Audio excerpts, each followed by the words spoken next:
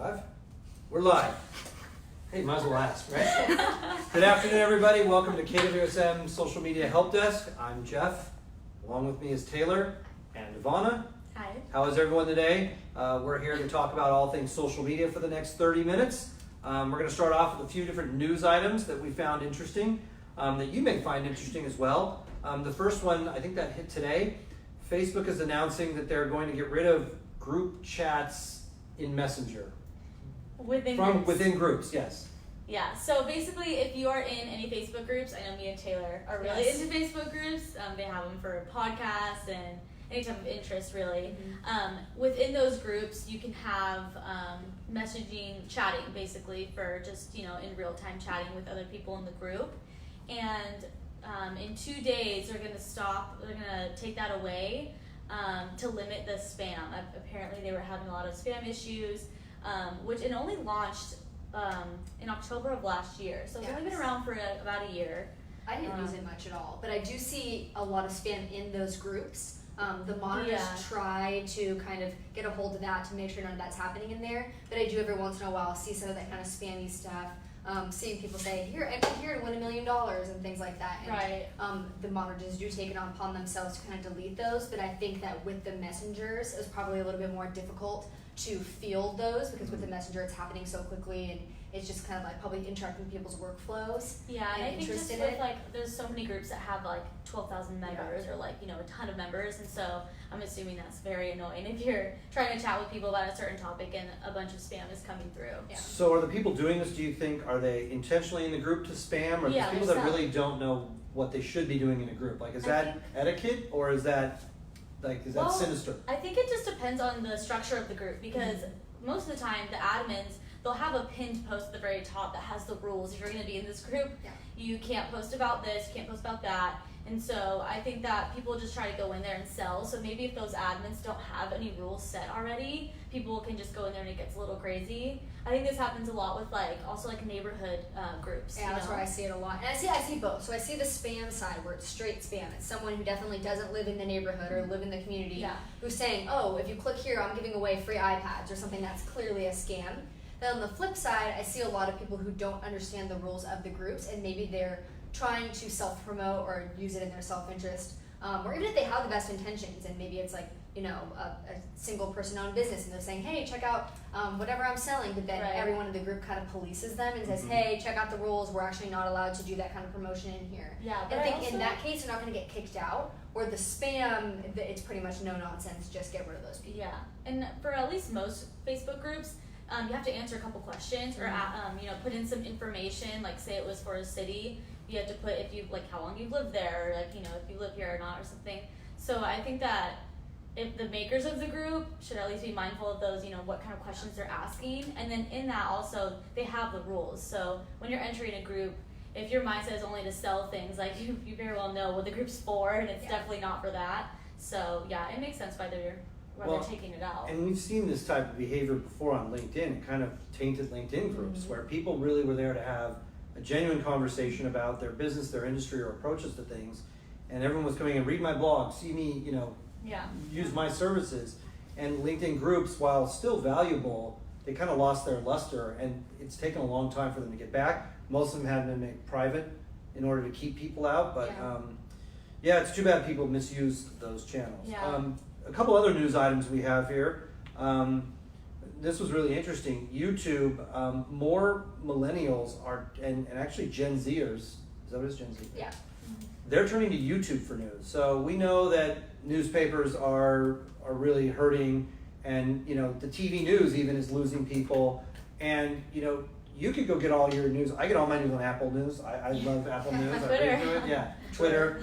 But people are coming to YouTube to get that. And do you guys think that's because that's the preferred platform of delivery, or because they're already there? It's the second largest search engine. They're already there on YouTube looking for things anyway. For me, it's the second. It's because I'm already there and I'm looking for things anyways, and when things are trending or things are happening, and I'm already familiar with that news article. Maybe I've seen it, but I haven't dove deep into it. And then when it comes up, I'm already watching YouTube videos. It comes up on the side and suggests it. That's how I kind of fall into what is this? I watch it. And then I actually do subscribe to a couple of these kind of more news platforms where they do take current events, things are going right now, and I think that they relate it to people more our age, where traditional news and traditional media isn't necessarily targeted towards a younger demographic, where these news platforms, they are. Right. And so they can take something that's very complicated, maybe it's some sort of like data breach or something that's happening, where in normal traditional media it would go right over some people's heads, and it informs the younger generation. So on that side, I think it's very helpful. We have to be careful about who it is we're opting into, because a lot of these content creators are not professionals, they're not doing the research on it, and it's kind of like when you see something on the internet, you think it's true.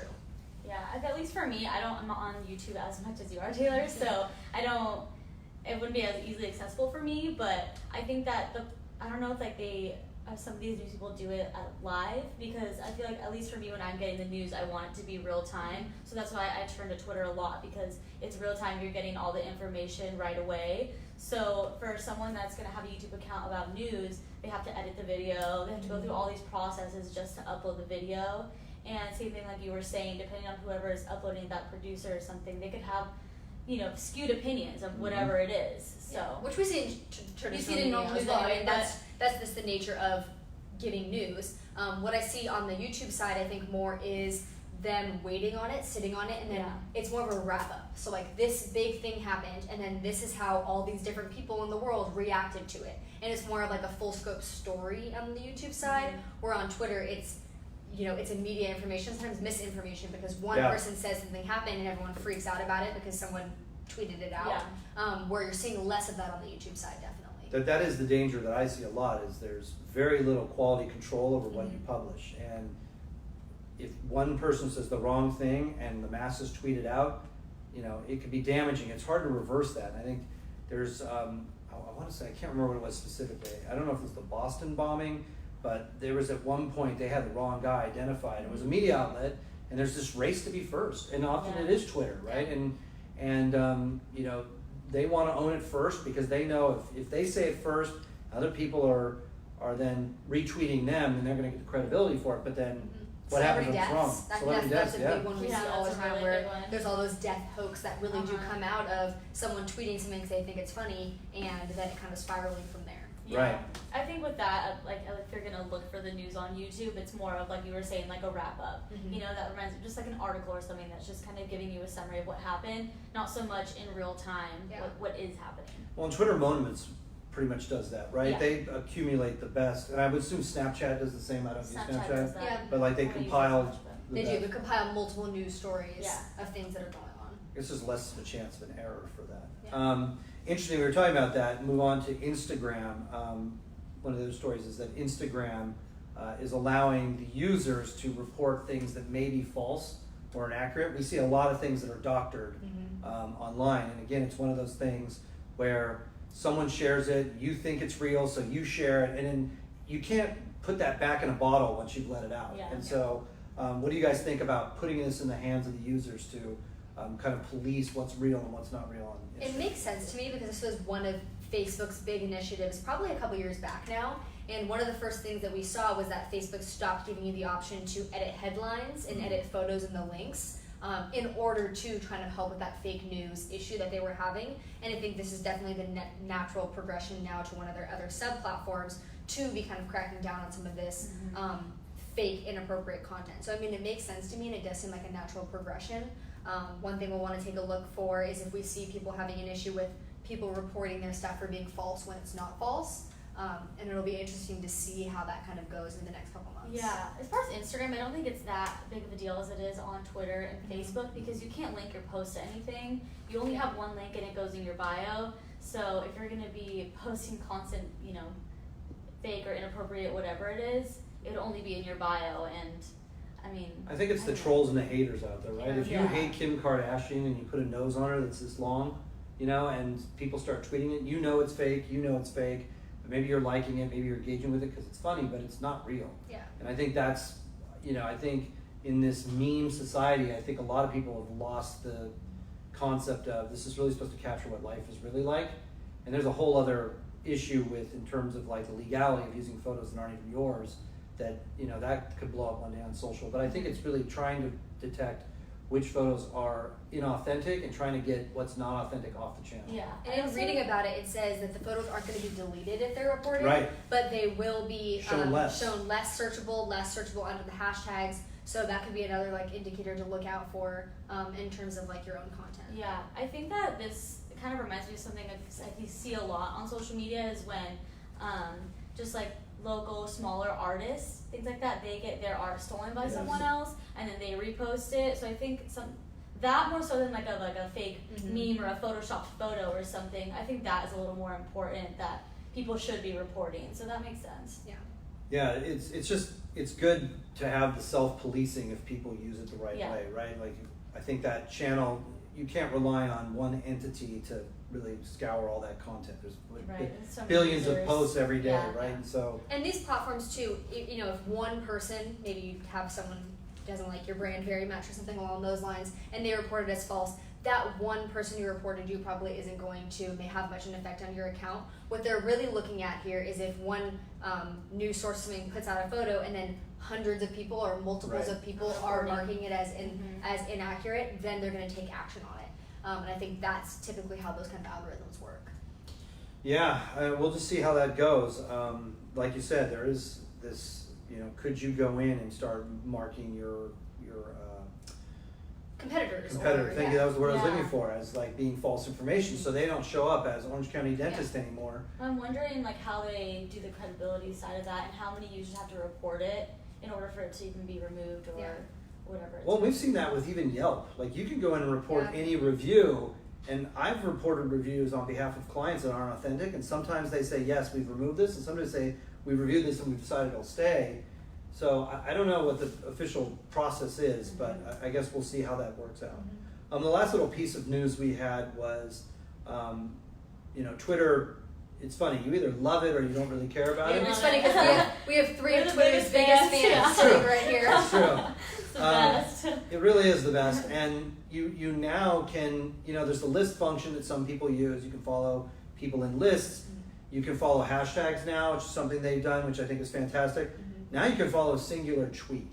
I love this. You love this. Why do you love this? Because say, as far as what if it's like a news thing, or one I thought about actually was, if someone is doing like a live feed and they're live tweeting throughout the event, like say it was like the VMAs or something, the VMAs are coming up. So if someone's live tweeting the whole time and I can't go watch the VMAs, at least I can be getting notifications of what's happening, who's winning, or things like that. Right. I actually use this function on Facebook religiously because I'll see a lot of like whether it's like a recipe that I want to refer back to or a clothing item that I want to purchase, or even on the other side in groups, a lot of people will say I'm looking for the world's like softest pajamas, and I'm like, that sounds interesting, but no one has commented yet. I'll mark it to follow that post. You put the F in there? I do that too. I don't know. So people, I put follow. Okay, so to back it up, people will comment and say follow, so that they then get notifications for that post. When in reality, if you click on the upper right-hand corner, there's a drop-down button that says "Send me notifications for this post," which is essentially what Twitter is doing here. Right. And it's the same kind of mentality where you see something that has gotten your attention or alerted your attention, but you want to look back at it later or see what's going on in terms of like notifications, people commenting on it. Now that same function is coming to Twitter. That sounds like a great blog.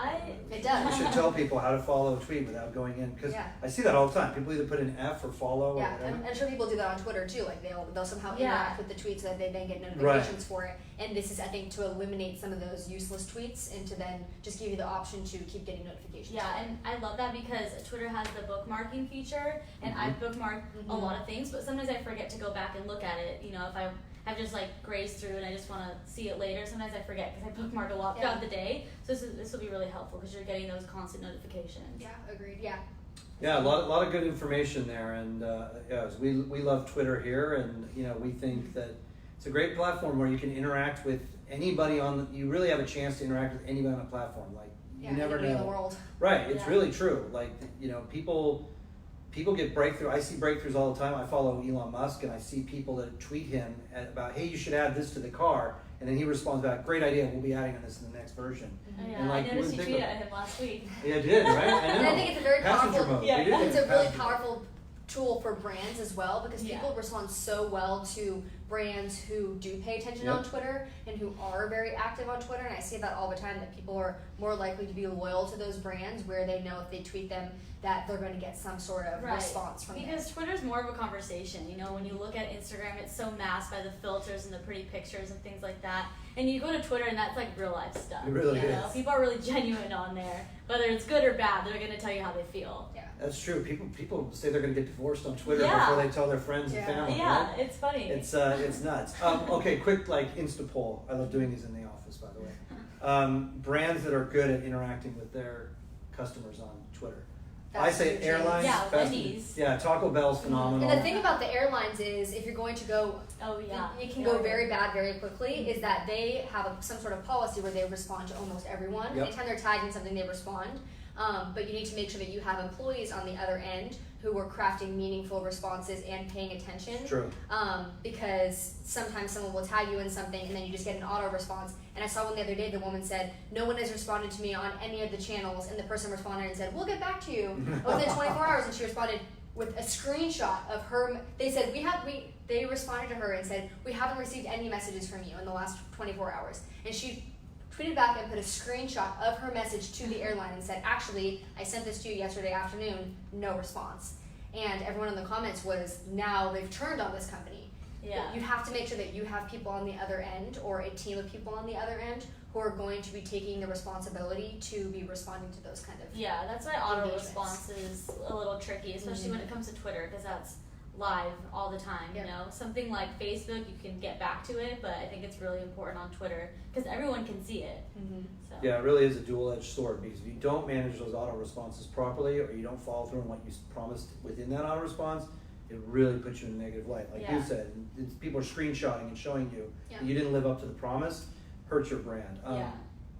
I read once, and I love this, Taco Bell, you're not far from our office. If you ever want to give us a tour, I read that they have 10 to 20 people in their social team at any time, and they all handle different things. And so while there may be a team that's doing their Snapchat content for the day, there's a dedicated team that's interacting around the clock. Yeah. And that's the thing. I mean, Twitter is, like you said, 24/7, 365.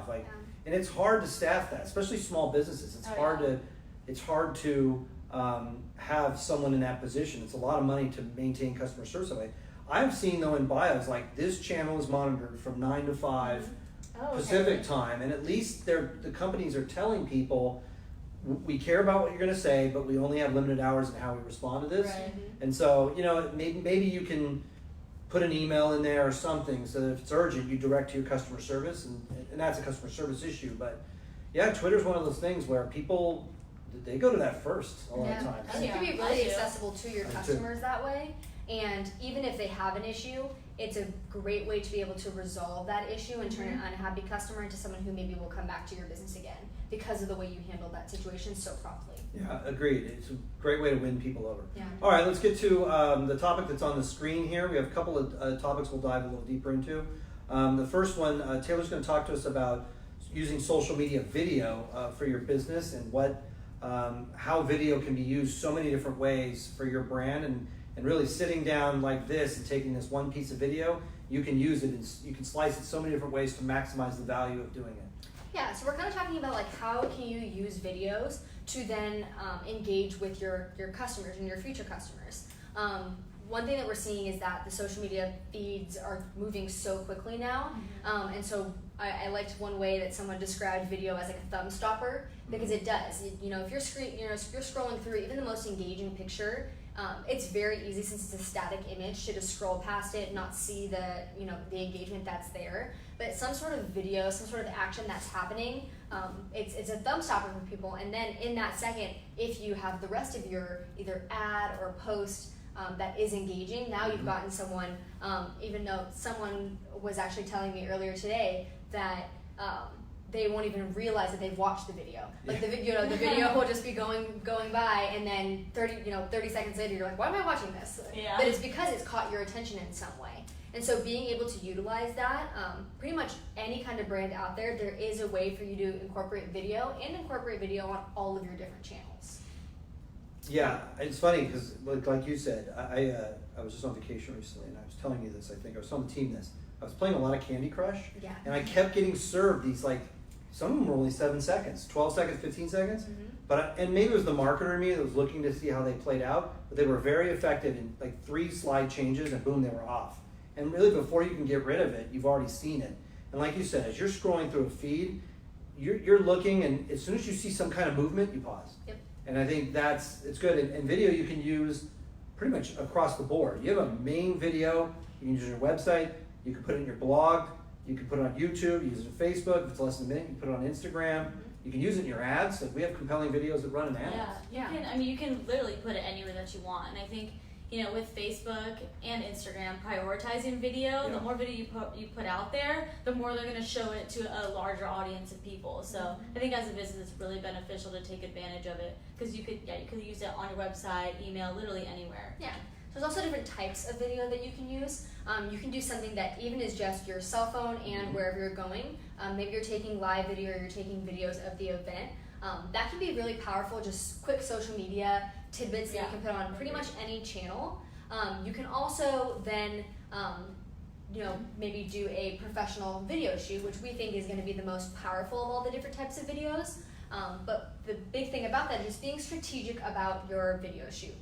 We just did a meeting with a client about a potential video shoot that's coming up, and we talked about our main goal is to get 1 3-minute about video that we can use on all of their places that it's going to live forever. So like the website, places where if someone goes and finds your brand, it will live there and they can watch the whole video.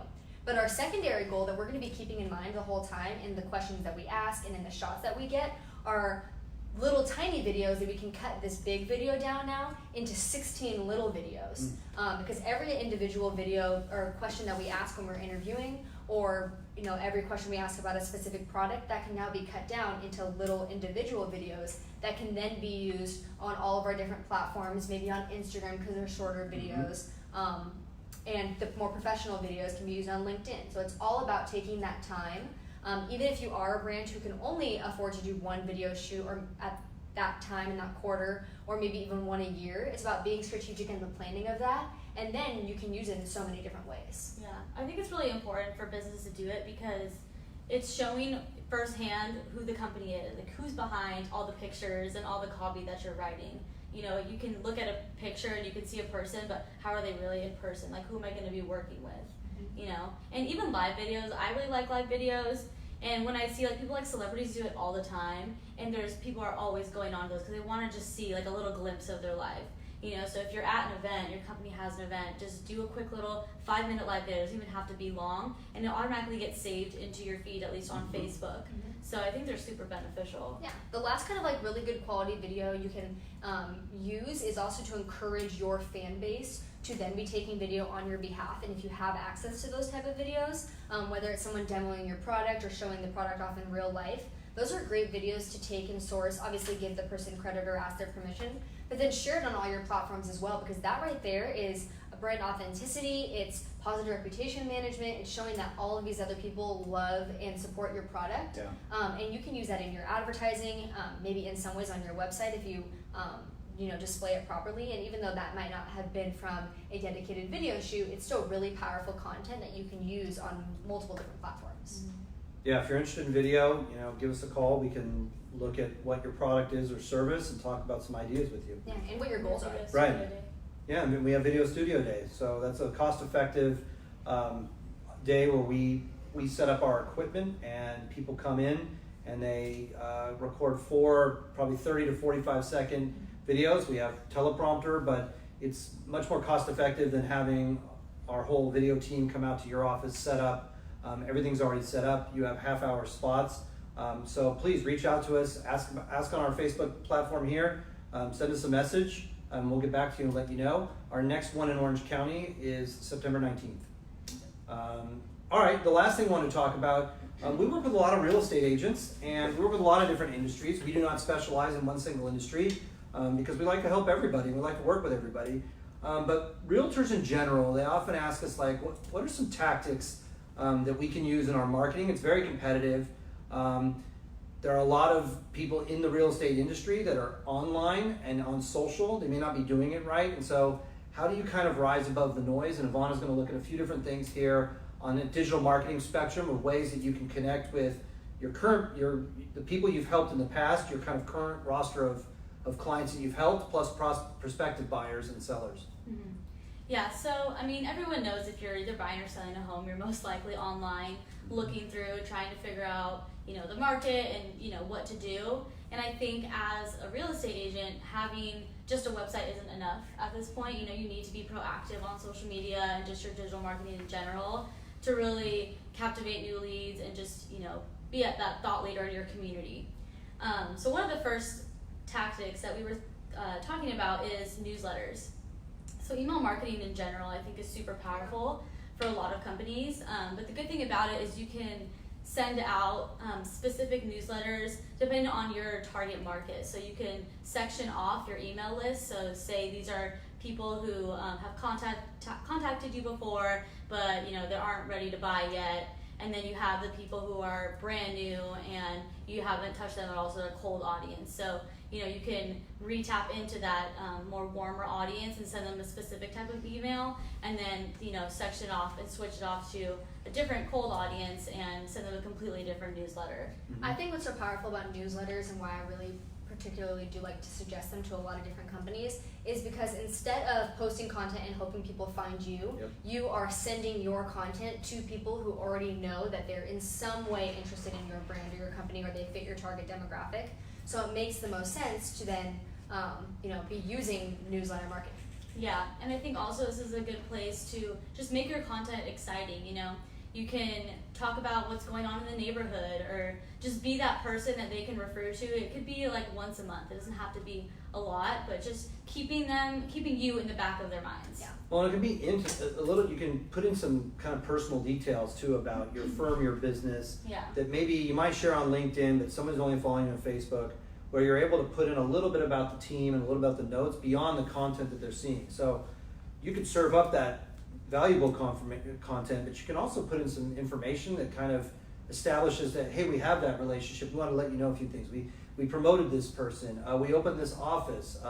So-and-so is retiring. Like, it's a good way to stay in touch and make it a little less formal. Also, we want you to know about these 3 things. And so it's a great way to, I love newsletters. I really do. And I think if you're blogging, which you should be for a variety of reasons, I know you're going to talk about this, but like, that's the vessel to really run those blogs. Yeah, and the good thing about newsletters too is once you send out that newsletter, after a few weeks you can look back at the reports and you can see what they were clicking on, what they were most interested in, so you can kind of gauge how your audience is reacting to your content that way.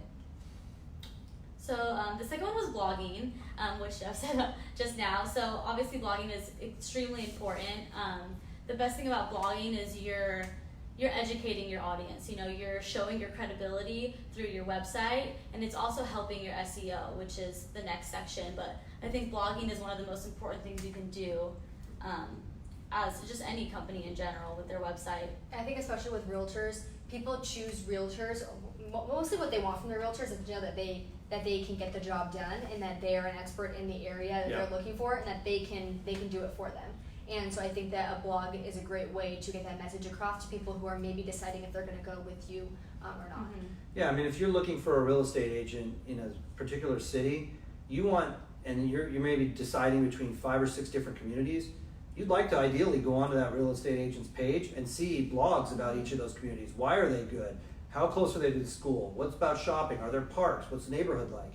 I think that knowledge really gives arms a reader with a lot of information, so that they're qualified when they call you to feel better about, hey, these are areas where this person is an expert. And so I definitely think that that's an important tool for real estate agents.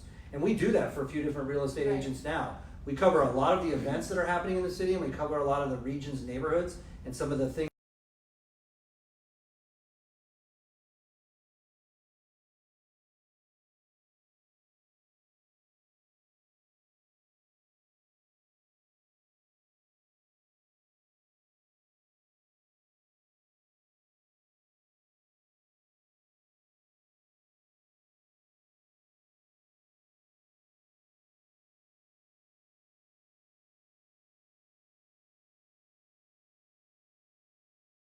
yourself.